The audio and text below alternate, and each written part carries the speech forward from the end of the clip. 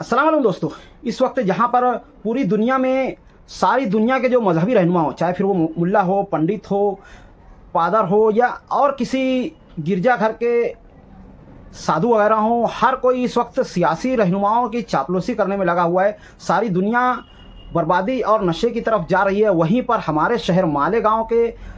दो मौलाना ऐसे हैं जिन्होंने हर एक सियासी रहनुमा की चापलूसी से इनकार कर दिया और अपनी एक अलग शनाख्त कायम की। मैं नाम लेना चाहूँगा सबसे पहले मौलाना उमरैन महफूज रहमानी साहब का, जिन्होंने अपनी काविशों से, अपनी कोशिशों से बातिल की कोशिशों को नाकाम कर दिया, उन्हें पछाड़ दिया।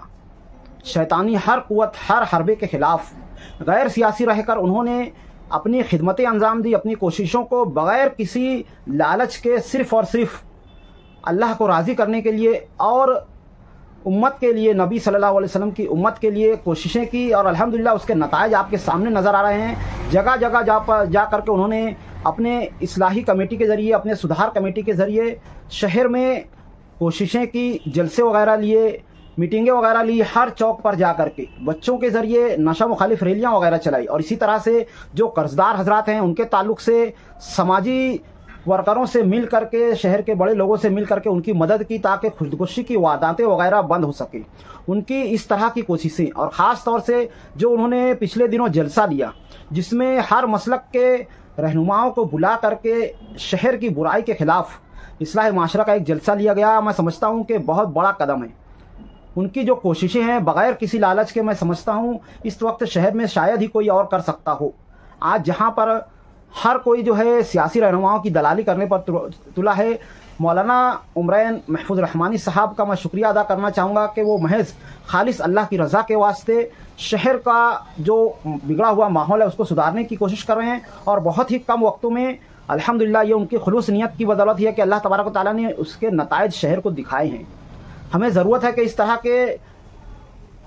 अल्लाह के वलियों की हम मदद करें, उनका साथ दें और अल्लाह से दुआ करें कि हमारे ऐसे अकाबिरीन का साया हमारे ऊपर कायम और दायम रखे और उनको सेहत व आफ़ियत अता फरमाए। बहुत खुशी की बात है, वरना हमारे यहाँ पर ऐसे ऐसे सियासी रहनुमा हैं जो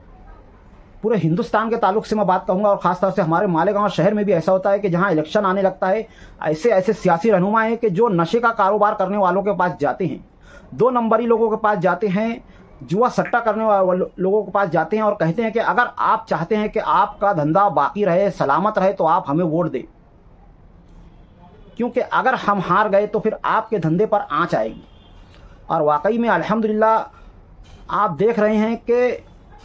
ऐसे सियासी रहनुमाओं के हारने की वजह से ही शहर में अब पोल खुलता जा रहा है, चाहे फिर वो तालीम माफिया के ताल्लुक़ से हो या फिर ज़मीन माफिया के ताल्लुक़ से हो या फिर जहाँ पर कहीं भी कोई घोटाला वगैरह हुआ है, आज उसकी इंक्वायरी शहर में हो रही है। इसी तरह से मैं मुफ्ती मोहम्मद इस्माइल साहब के ताल्लुक़ से ये कहना चाहूँगा कि जब उन्होंने ये देखा और उन्हें ये लगा कि शहर का सुधार बग़ैर सियासत में उसे नहीं हो सकता है, तो उन्होंने जो है और दूसरे मजहबी रहनुमाओं की तरह सियासी रहनुमाओं के तलवे चाटने की बजाय उन्होंने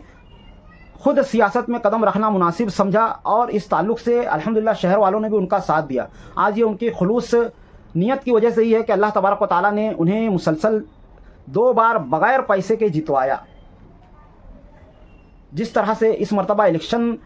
का हाल था, आपको अच्छी तरह से लग गया होगा कि ऐन इलेक्शन के मौके पर जो है मुफ्ती साहब की तबीयत ख़राब हो गई थी और इस वजह से बातिल की कोशिशें तेज़ हो गई थी और उनको पक्का यकीन हो गया था कि अब हम जीत कर आ ही जाएंगे। और उन्होंने हर तरह का पैतरा आजमा लिया था और उसके बावजूद अल्लाह तबारक व तआला ने शहर के मजलूम मुसलमानों की दुआओं की लाज रख ली और ऐसे सियासी रहनुमाओं को हार का, शिकस्त का सामना करना पड़ा। बहुत खुशी की बात है कि शहर आज भी इसी डगर पर कायम है, वरना जिस तरह से झूठे प्रोपेगेंडे बताए जा रहे हैं और ये झूठी जलसे जुलूस वगैरह निकाल कर जो गर्दियां करके ये बताने की कोशिशें की जा रही है कि मुफ्ती साहब की हवा ख़त्म हो गई, इसका सारे शहर को पता है कि हवा किसकी ख़त्म हो चुकी है, वरना इस तरह से उनको झूठी साजिशें, झूठे प्रोपेगेंडे करने की ज़रूरत नहीं होती। अल्हम्दुलिल्लाह हमारे दरमियान आज भी ऐसे ऐसे अकाबिरीन मौजूद हैं और ये बस हमारे नबी सल्लल्लाहु अलैहि वसल्लम की दुआओं का समरा है और अल्लाह तबारक व तआला की रहमत ही है कि हमारे दरमियान ऐसे अकाबिरीन हैं। हमें चाहिए कि हम इनकी कदर करें और इनके ताल्लुक़ से मैं हर एक मुसलमान से चाहूँगा कि आप अपना एक यूट्यूब चैनल बनाएं और सच्चाई को दिखाएं। जिस तरह मैं दिखा रहा हूँ, आपको जो सच लगता है उस ताल्लुक़ से आप बताएं और लोगों की आंखें खोलें। क्योंकि इस वक्त जिस तरह से बुराइयों का हाल है, अगर आप ये समझते हैं कि आप मस्जिदों में जाकर के बयानात वगैरह करेंगे तो वहाँ पर हर कोई नहीं पहुँचता है। आज जो है हर किसी के हाथ में मोबाइल है, छोटे बच्चे से लेकर बड़े बूढ़े के हाथ में मोबाइल होता है। मोबाइल में आप अपना यूट्यूब चैनल बनाएं, इंस्टाग्राम पर, यहाँ पर, वहाँ पर, और आप सच्चाई को जाहिर करें। बातिल की जो कोशिशें हैं बहुत बुरी तरह से हो रही हैं। यानी इस वक्त हर तरीके से हमारे